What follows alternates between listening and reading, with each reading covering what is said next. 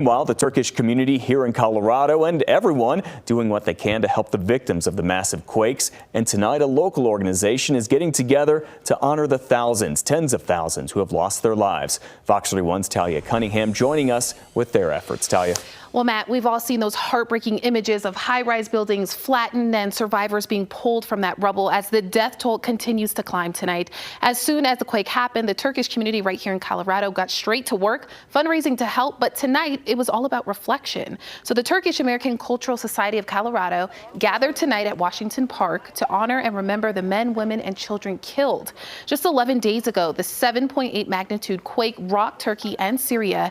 And as search, rescue, and recovery efforts continue tonight, millions are in need of humanitarian aid right now. So about 50 people showed up to Wash Park tonight with candles in hand to pay their respects, mourn, and pray for those still trapped. And we talked to a Turkish immigrant and organizer of tonight's vigil. A lot of people here worked really hard, and we want to give them a break to think and to reflect on these people. A lot of people did not have time to mourn because they were trying to raise awareness and aid. Well, she adds fundraising is still going on tonight. The Colorado organization has raised over $65,000 so far, and they tell me they're just grateful for that overwhelming generosity of the community. In studio tonight, Talia Cunningham, Fox 31.